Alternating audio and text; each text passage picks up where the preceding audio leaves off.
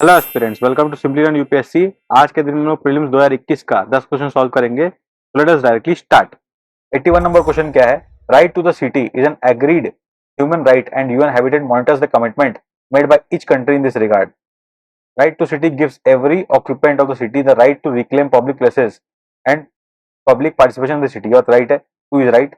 Right to city means that the state cannot deny any public service or facility to unauthorized colonies in India. देखिए ये right है, actual में deny करना नहीं चाहिए पर कर देता है, इसलिए तो राइट टू सिटी हम लोग बना रहे हैं।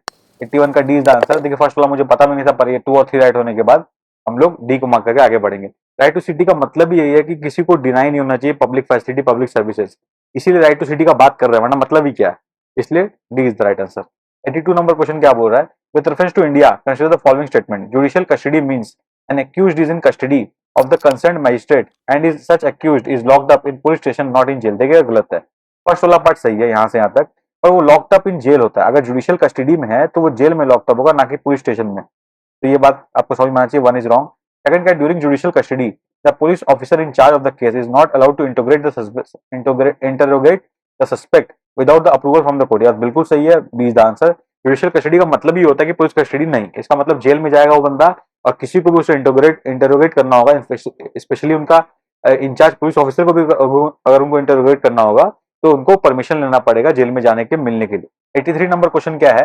With reference to India consider the following statement. When a prisoner makes out a sufficient case parole can not be denied to such a prisoner because it becomes matter of right. देखिए bail के लिए सही है, payroll के लिए सही नहीं है। परलो सॉरी, परलो के लिए सही है, पैरोल के लिए सही नहीं। पैरोल बेसिकली ऐसा है कि रिफॉर्मेटिव प्रोसेस है। अगर कोई आदमी अच्छा बिहेवियर कर रहा है तो उसको बाहर सोसाइटी में टाइम टू टाइम भेजा जाता है और उसको पुलिस में रिपोर्ट करना पड़ता है पीरियोडिक पीरियड में, ताकि उसका रिफॉर्मेटिव प्रोसेस स्टार्ट हो सके, उसको अलाउ करना एक मौका देना। तो वन इज रॉन्ग। सेकंड क्या, state government have their own prisoner release on parole rules. बिल्कुल सही बात है, B is the right answer. 84 number question क्या है? At the national level which ministry is the nodal agency to ensure effective implementation of scheduled tribes and other traditional forest dwellers recognition of forest rights act 2006। देखिए मोटा, ministry of tribal affairs. देखिए अगर ये सिर्फ forest right पूछता ना तो अपने आता है इन्वायरमेंट वाला। अगर अपने को पूछता सिर्फ फॉरेस्ट, ये जो लैंड राइट्स होता है वो ग्राम सभा के अंदर आता तो पंचायती राज के अंदर आ जाता, और उसके अदर बात में रूरल डेवलपमेंट इन्वॉल्व होता। बेसिकली चारों कहीं ना कहीं मिलजुल के किसी ना किसी तरह का काम करते हैं, पर नोडल इसके लिए मिनिस्ट्री ऑफ ट्राइबल अफेयर्स ही है। 85 नंबर क्वेश्चन क्या है? A legislation which confers an authority और on the executive or administrative authority an unguided and uncontrolled discretionary power in the matter of application of law। देखिए application of law violates which one of the following articles of the constitution of India। यहीं से article 14 आपको बता जाएगा। Article 14 में क्या, equality before law, equal protection of law और application of law वाला बात यहीं से डिराइव होता है। बिकॉज अपने कंट्री के अंदर क्या है, we follow rule of law. तो इसी पे कई बार सुप्रीम कोर्ट जजमेंट आता है कि रूल ऑफ लॉ कैसे होगा। कई बार हम लोग ड्यू प्रोसेस ऑफ लॉ की तरह मूव कर जाते हैं, जो कि यूएस में फॉलो होता है, इंडिया में नहीं। इसमें हम लोग लेजिस्लेशन पे भी क्वेश्चन करते हैं कि लॉ अच्छा से बना कि नहीं बना। रूल ऑफ लॉ में क्या होता है, जो लॉ बन गया उसको मानना है। अगर वो लॉ को ठीक से नहीं माने, एप्लीकेबल ठीक से नहीं किए, तो आर्टिकल 14 के तहत गलत हो जाओगे, तो सुप्रीम कोर्ट उस पर एक्शन ले सकता है। इसीलिए एप्लीकेबिलिटी ऑफ लॉ जो होता है आर्टिकल 14 के अंदर आता है। A is the most accurate answer. 86 number question क्या बोल रहा है? Which one of the following in Indian polity is an essential feature that indicates its federal nature. Federal nature का मतलब क्या है कि हम लोग जो ये स्टेट गवर्नमेंट है, ये सेंट्रल गवर्नमेंट है, दोनों में सेपरेशन ऑफ पावर है, उसको इंडिपेंडेंस दोनों मेंटेन रहा है। वो कैसे इंश्योर करते हैं? रिटर्न कॉन्स्टिट्यूशन की तरह इंश्योर करते हैं, इंडिपेंडेंस जुडिशरी की तरह इंश्योर करते हैं।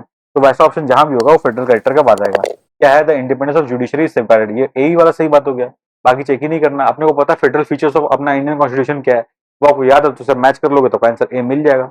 87 नंबर क्वेश्चन क्या है? Which one of the following best defines the term state. State क्या होता है? व्हाट इज स्टेट, ये सवाल है। देखिए स्टेट का डेफिनेशन में दो तीन की फीचर होता है कि गवर्नमेंट होना चाहिए, स्टेट में जो गवर्नमेंट कुर्सी है वो खाली नहीं होना चाहिए, प्लस जो सिटीजन्स है वो लोग होने चाहिए एक डिफाइंड बॉर्डर टेरिटरी में। ठीक है, तो ये दो क्वालिटी कहाँ होगा वो अपना आंसर है। पहला क्या, community of persons permanently occupying a definite territory independent of external control and possessing organised government. ये बात सही है, यही हमको सही लग रहा है, फिर भी देखते हैं। अब पॉलिटिकली ऑर्गेनाइज्ड पीपल गलत हो गया। A number of persons who have been living in definite territory for a very long time with their own culture tradition and government. देखिए कल्चर वल्चर का इतना सिग्निफिकेंस में है नहीं, पर ये गलत पूरी तरह से नहीं है। अगर ए नहीं होता तो सी लगाते हम लोग। A society permanently living in definite territory with a central authority and executive responsible to the central authority and an independent judiciary। ये कहीं भी सही नहीं है, ए और सी में अपने को ए ज्यादा एक्यूरेट। 88 नंबर क्वेश्चन पे आता है, with reference to Indian judiciary consider the following statement.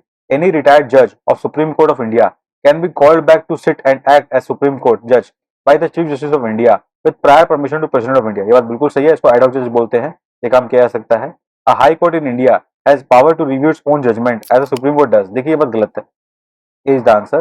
High court is a court of record. तो पर यूपीएससी ने अपने ऑफिशियल आंसर में बोला है भाई कि हाई कोर्ट का रिव्यू का पावर नहीं है, तो हम लोग वही मान के चलेंगे। 89 नंबर क्वेश्चन क्या है? With reference to India consider the following statement, there is only one citizenship and one domicile. ये बात सही है। A citizen by birth only can become head of state. ये बात गलत है। हेड ऑफ स्टेट यानी कि प्रेसिडेंट। अपने इंडिया में नेचुरलाइजेशन से भी अगर कोई सिटीजन बना है तो उसको प्रेसिडेंट बनने का पावर है इंडिया के अंदर। This is a unique feature of Indian constitution. Is two is wrong. Third क्या? Foreigner once granted citizenship can not be deprived under any circumstance. ये बात गलत है। देखिए अगर फॉरनर को हमने सिटीजनशिप दे दिया बिकॉज ऑफ नेचुरलाइजेशन, रजिस्ट्रेशन या अदर प्रोसेस, तो अगर वो किसी और कंट्री का सिटीजनशिप ले लेता है उसी टाइम उसका सिटीजनशिप टर्मिनेट हो जाता है, या फिर वो अपना कुछ लॉज है उसको अगर ब्रेक करता है तो भी उसका सिटीजनशिप टर्मिनेट किया जा सकता है। 3 इज रॉन्ग। 3 इज रॉन्ग तो कट गया। 2 इज ऑल्सो रॉन्ग, तो A is the right answer. 19 number question क्या है? Which one of the following factors constitutes the best safeguard of liberty in a liberal democracy. देखिए liberty कौन बचाता है? Judiciary mainly liberty आपका बचाएगा, ठीक है। अब कमिटेड जुडिशरी हो सकता है। सेंट्रलाइजेशन ऑफ पावर गलत है। इलेक्टेड गवर्नमेंट जरूरी नहीं है। Separation of powers, D is the most accurate answer. देखिए अगर जुडिशरी, एग्जीक्यूटिव और लेजिस्लेचर अपना अपना काम मतलब से करे, ध्यान से करे, चेक्स एंड बैलेंस मेंटेन रखे, तो सेपरेशन ऑफ पावर रहे उनके अंदर, तो लिबर्टी एक सिटीजन को ऑटोमेटिकली गारंटी रहेगा। बिकॉज इसके अगर ये तीनों मिक्स होता है तभी तो नेक्सस तैयार होता है ना, तो नेक्सस ब्रेक हो जाएगा वो। And I you understand, this is it. यही था आज का 10 क्वेश्चन। तो ये यूपीएससी कुछ ऑफिशियल आंसर कीज है, ये आपको क्वेश्चन बुकलेट के संग लास्ट पेज में मिल जाएगी, जिसको आप रेफर करके यहाँ पे आंसर्स लिखे रहेंगे 10 क्वेश्चन के जो हमने डिस्कस किया, उसको रेफर करके आप समझ जाओगे। अगर आप पहले क्वेश्चन सॉल्व करें तो ये आंसर आपके लिए यूजफुल रहेगा। आपको कोई डाउट आता है तो वीडियो सोल्यूशन आप रेफर कर सकते हो। ये हमारा चैनल का नेम है यूपीएससी जनरल स्टडीज चैनल। इस पे हम लोग ये प्रीवियस ईयर क्वेश्चन डिस्कस कर रहे हैं। हम लोग 2018, 2019 और 2020 का क्वेश्चन डिस्कस कर चुके हैं। 2021 का कर रहे हैं, इसका 2022 का करेंगे। अगर आपको इनिशिएटिव अच्छा लगा, if you like the initiative, channel को लाइक कर सब्सक्राइब करें। और ये हमारा टेलीग्राम चैनल है सिंपली लर्न ऑफिशियल चैनल, इससे ज्वाइन करें। यहाँ पे आपको क्वेश्चन बुकलेट, आंसर की के संग और अदर पीडीएफ का एक्सेस मिल जाएगा। तब तक के लिए best wishes for the examination.